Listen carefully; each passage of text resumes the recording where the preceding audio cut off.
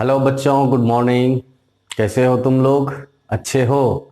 मैं राकेश सर। और आज हम लोग वैद्युत चुंबकीय प्रेरण अर्थात इलेक्ट्रोमैग्नेटिक इंडक्शन का जो रिमेनिंग टॉपिक्स है उसे आज हम लोग कवर कर लेते हैं।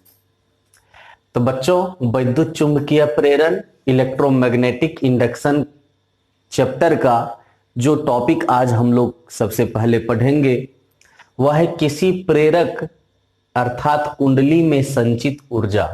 देखो, जब हम लोग प्रेरक कहेंगे तो समझ जाना कुंडली अर्थात कॉइल। कुंडली और प्रेरक एक ही चीज होता है। कुंडली को ही प्रेरक बोलते हैं या प्रेरक को ही कुंडली बोलते हैं। और कुंडली को ही तुम लोग इंग्लिश में कॉइल कहते हो। तो किसी प्रेरक अथवा कुंडली में संचित ऊर्जा। तो सबसे पहला काम हम लोग करते हैं, एक कुंडली ले लेते हैं। यह कुंडली देख रहे हो, इसी को हम लोग प्रेरक भी कहते हैं। इसे एक बैटरी तथा एक कुंजी से जोड़ देते हैं। तो यह एक कुंडली है अर्थात प्रेरक है। इसे हम लोग जोड़ देते हैं किससे? एक बैटरी से और एक कुंजी से।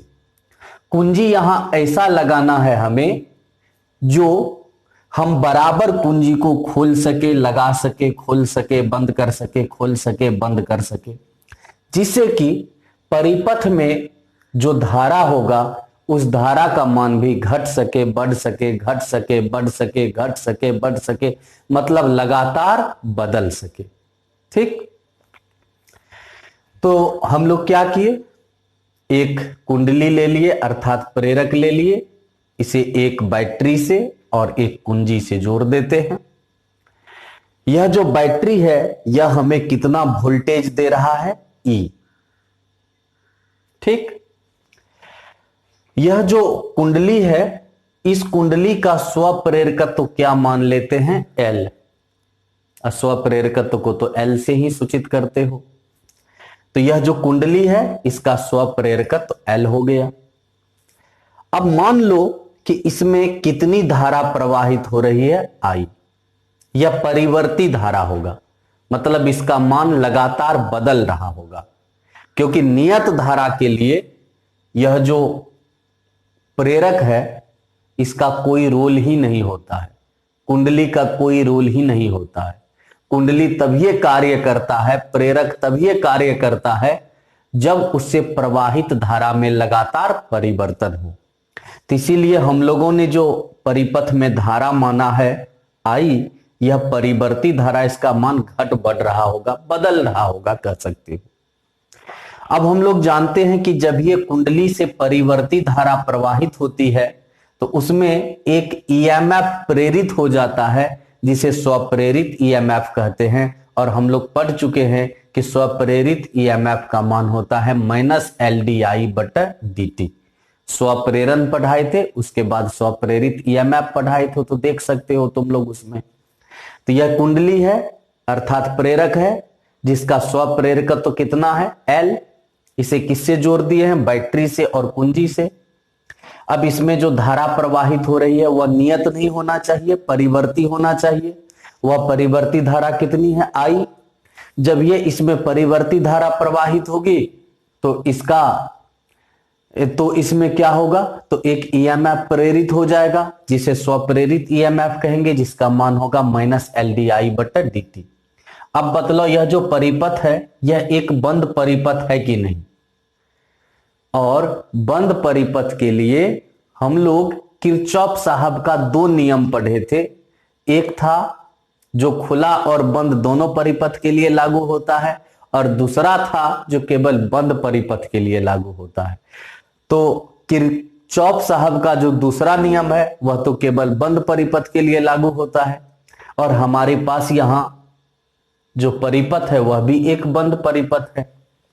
तो किरचॉफ साहब के दूसरे नियम को हम लोग कौन सा नियम कहते हैं? बंद पास का नियम। धारा विद्युत चैप्टर में हम लोग किरचॉफ का नियम पढ़े थे। दो ठो नियम पढ़े थे, पहला था संधि का नियम, दूसरा था बंद पास का नियम।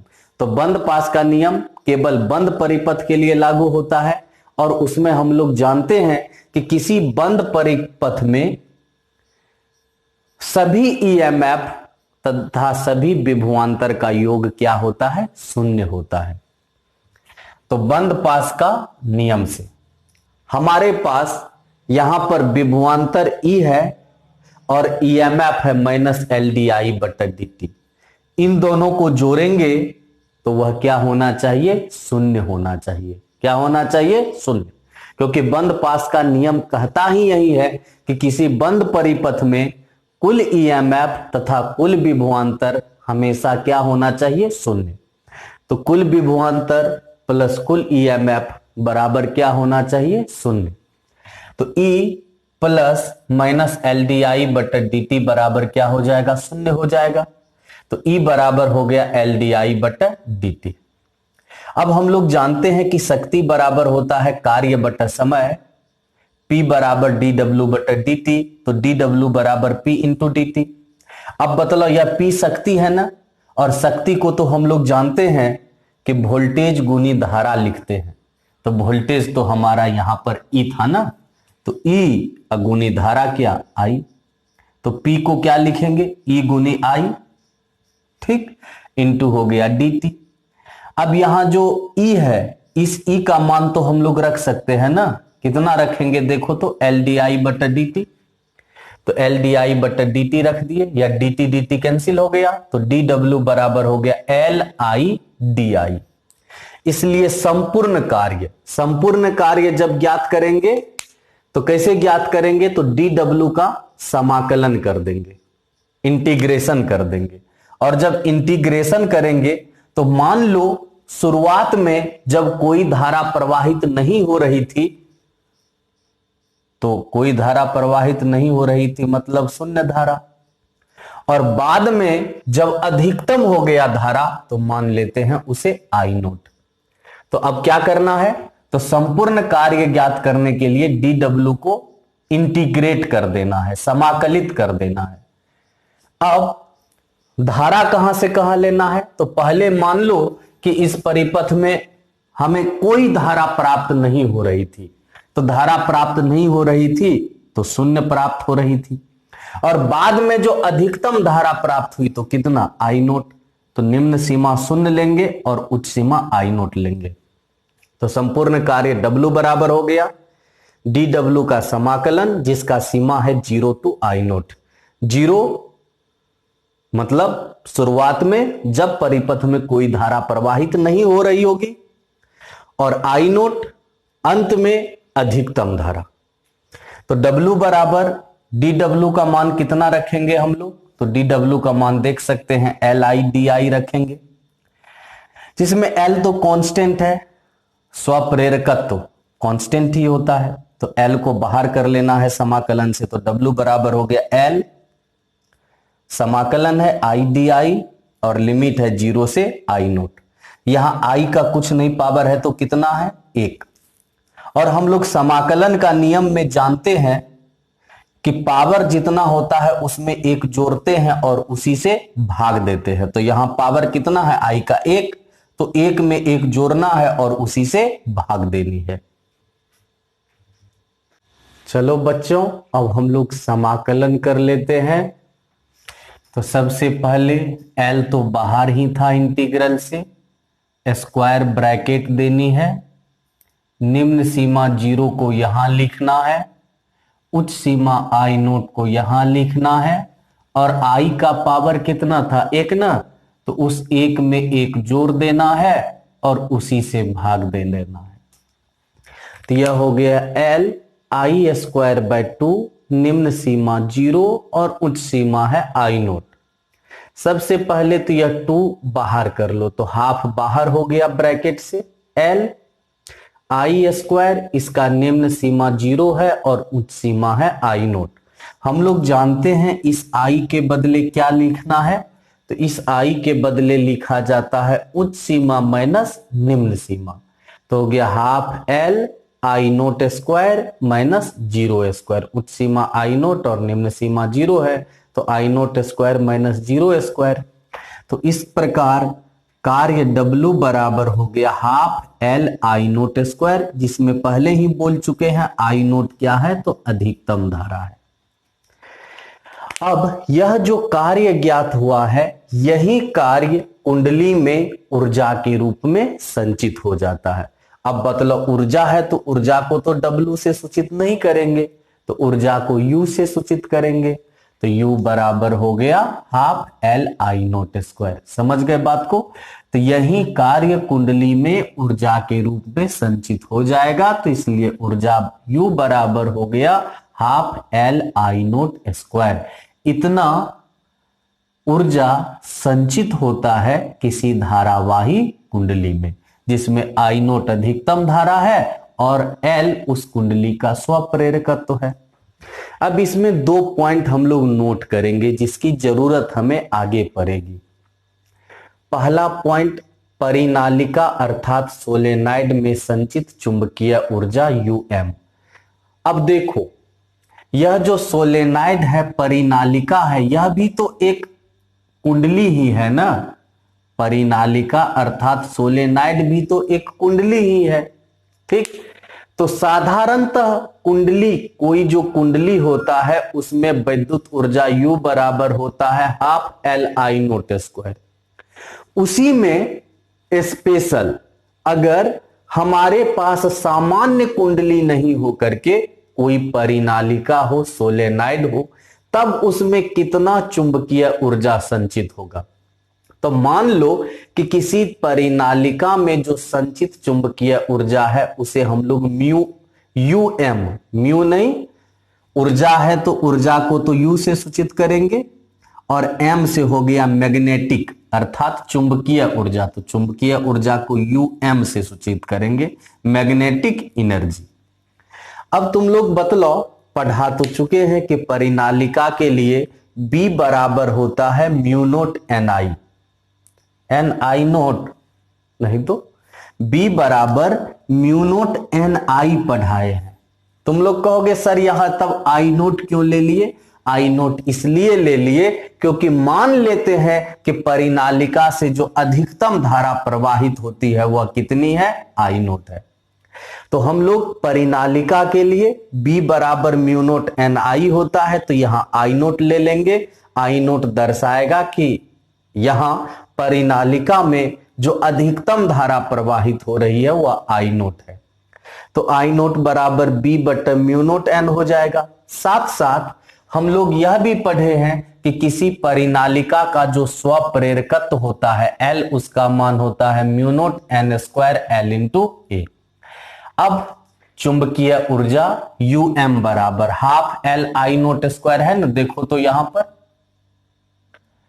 अब हम लोग क्या करेंगे, तो L का मान इतना रख देंगे और I नोट का मान B बटा म्यू नोट N रख देंगे। रख दिए, यहां स्क्वायर है I नोट का तो यहां भी होल स्क्वायर होगा, तो यहां पर एक म्यू नोट कैंसिल हो जाएगा, दोनों N कैंसिल हो जाएगा, तो बच क्या गया, UM बराबर 1/2 B square L into A बटा म्यू नोट। अर्थात किसी परिनालिका में, किसी सोलेनाइड में जो चुंबकीय ऊर्जा संचित होगा उसका मान होगा 1/2 B square L into A बटा म्यू नोट। अब इसी में एक टर्म आता है जो कह सकते हो इंपॉर्टेंट है, वह है चुंबकीय ऊर्जा घनत्व। चुंबकीय ऊर्जा घनत्व को UD से सूचित कर देते हैं, जिससे तुम लोगों को कंफ्यूज नहीं रहे। घनत्व को डेंसिटी लिखते हो और चुंबकीय ऊर्जा U है तो UD इसे सूचित कर देते हैं, चुंबकीय ऊर्जा घनत्व को UD से। ठीक, अब देख लेते हैं इसका मान कितना होगा।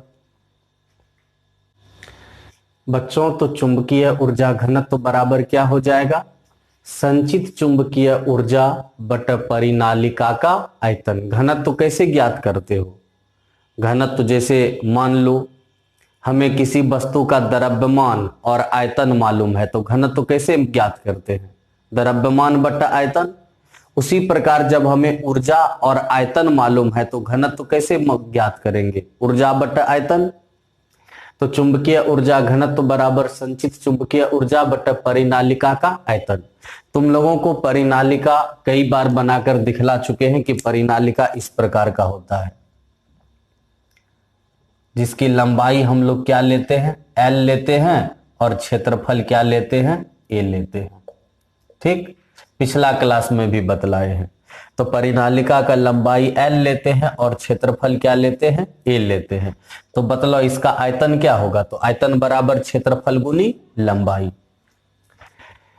तो यूडी बराबर हो गया संचित चुंबकीय ऊर्जा हो गया यूएम, और परिनालिका का आयतन, आयतन बराबर क्षेत्रफल गुनी लंबाई। तो यूएम का मान रख दो half B square L into A बटा म्यू नोट, और क्षेत्रफल गुनी लंबाई अर्थात ए इंटू एल। अब देखो यहां ए भी कैंसिल हो गया और एल भी कैंसिल हो गया, तो चुंबकीय ऊर्जा घनत्व यूडी बराबर हो गया हाफ बी स्क्वायर बटा म्यू नोट। इसे अच्छे से याद रखेंगे। अब बच्चों हम लोग चलेंगे एक बहुत ही महत्वपूर्ण टॉपिक के तरफ, क्योंकि इसका उपयोग हम लोग डेली लाइफ में बहुत ज्यादा करते हैं।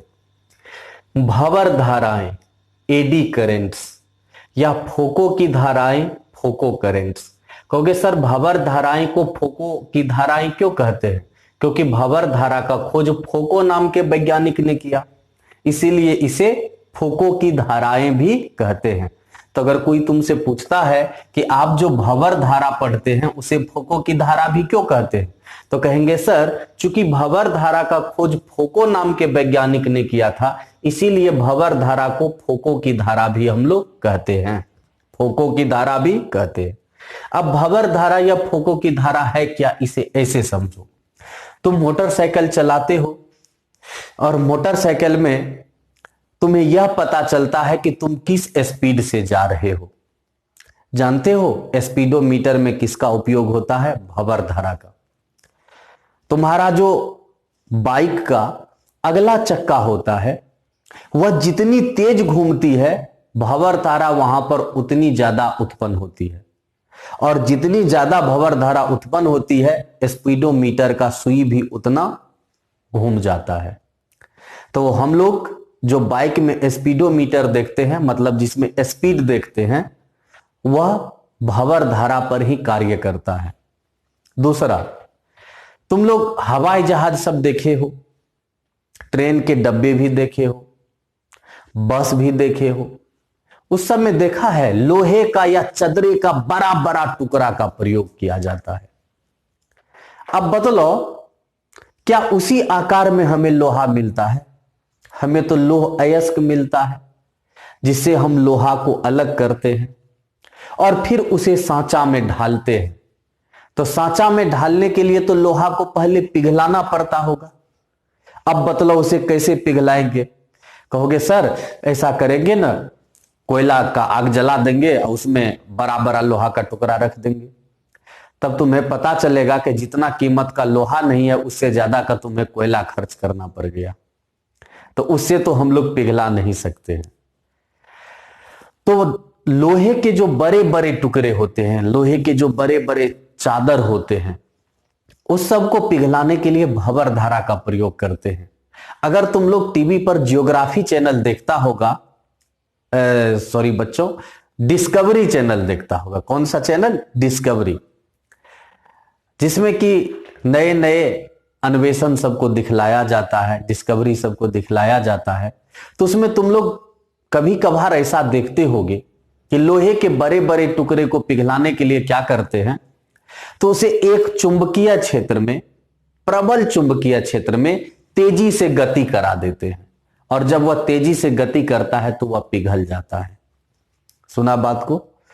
डिस्कवरी चैनल खोल के देखना, तुम लोग देखोगे कि वहां पर धातु के बड़े बड़े टुकड़े को, अब बड़े बड़े टुकड़े मतलब यह नहीं इतना बड़ा टुकड़ा, धातु का बड़ा बड़ा जो टुकड़ा जिससे हम लोग हवाई जहाज बनाते हैं, या कह सकते हो ट्रेन सब में उपयोग में लाते हैं, ट्रक सब में उपयोग में लाते हैं, इस सब को पिघलाने के लिए तुम लोग वहां देखोगे उपयोग किया जाता है भंवर धारा का।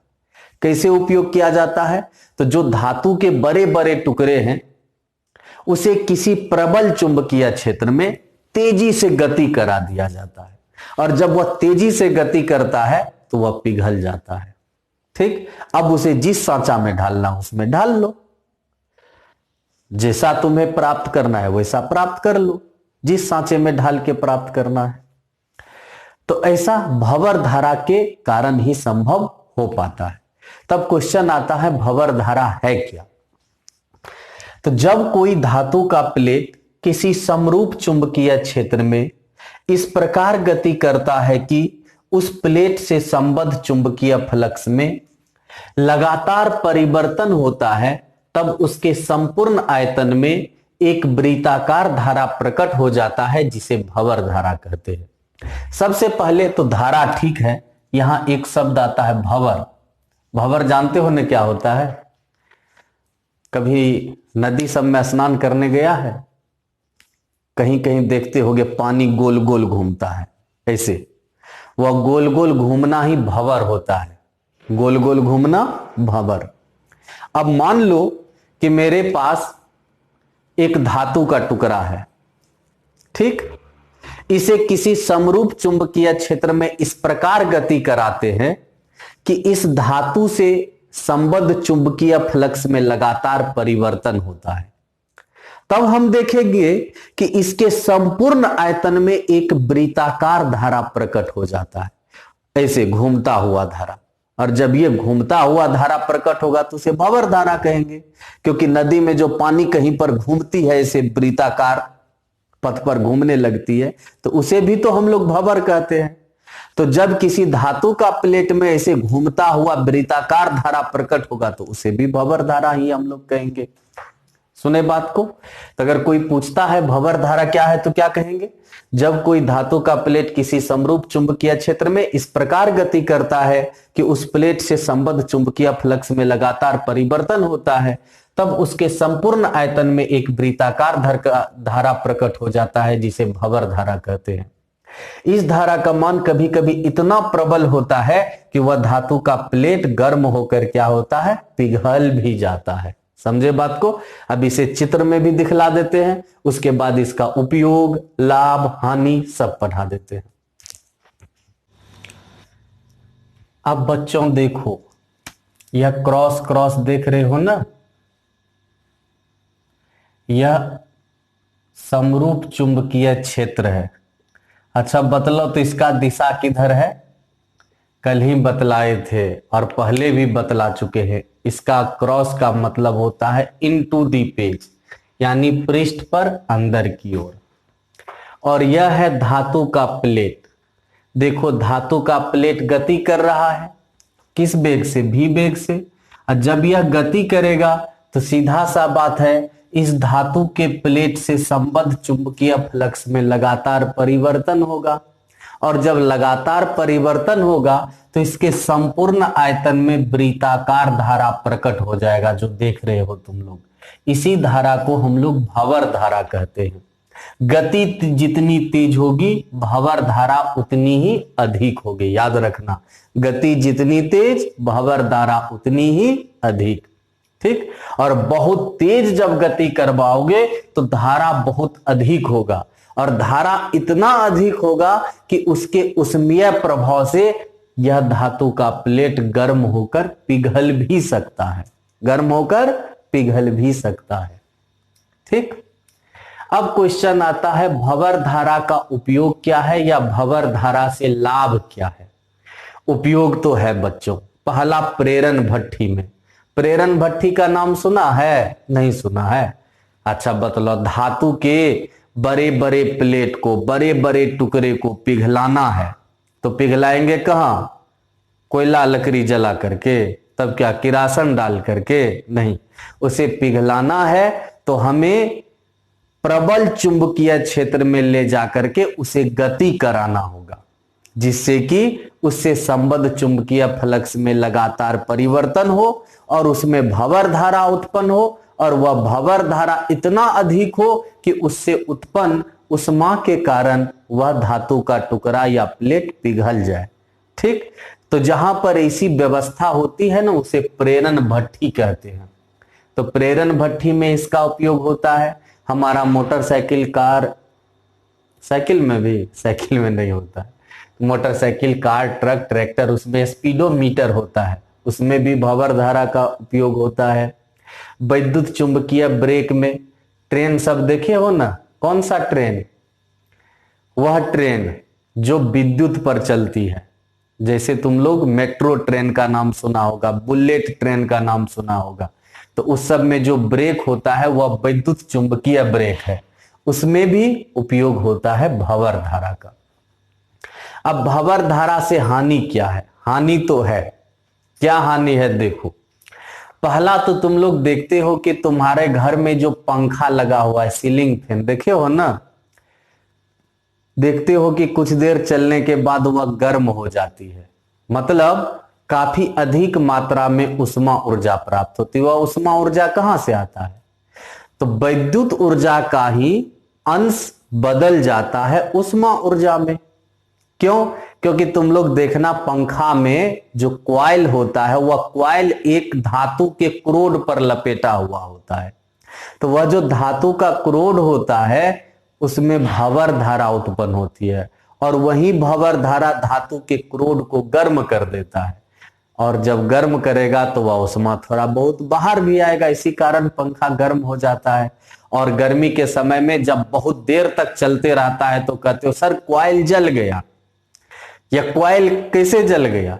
तो होता क्या है कि वहां पर बहुत देर तक पंखा चलेगी, तो बहुत देर तक पंखा चलने से उसके क्रोड में जो भंवर धारा उत्पन्न हो रहा है वह भी बहुत देर तक उत्पन्न होगा, तो उस धारा से जो तुम्हें उष्मा, उसी धारा का कुछ अंश जो उष्मा ऊर्जा में बदलेगा, यानी विद्युत ऊर्जा का जो कुछ अंश उष्मा ऊर्जा में बदलेगा, तो बहुत देर तक पंखा चलेगी तो वह उष्मा ऊर्जा भी बहुत ज्यादा होगा, और इतना ज्यादा होता है कि वहां जो तांबे का तार लगा होता है, उस तांबे के तार के ऊपर जो एक तरह का लेमिनेशन होता है, उस लेमिनेशन को खत्म कर देता है, नष्ट कर देता है, जिसके कारण तार में तार क्या होता है, चिपक जाता है, और हम लोग कहते क्वाइल जल गया।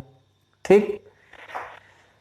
ट्रांसफार्मर में भी देखा होगा, बहुत देर तक जब ट्रांसफार्मर हमारे घर में जो टीवी सब में लगा होता बहुत देर तक कार्य करता है तो उसका भी क्वाइल जल जाता है, उसमें भी वही होता है। तो कहते ट्रांसफार्मर जल गया, ट्रांसफार्मर नहीं जलता है, ट्रांसफार्मर के अंदर जो तार का क्वाइल होता है, कुंडली होता है, वह जल जाता है भंवर धारा से उत्पन्न उष्मा के कारण। तो पहला, विद्युत ऊर्जा का एक बड़ा अंश अनावश्यक रूप से उष्मा ऊर्जा में बदल जाता है।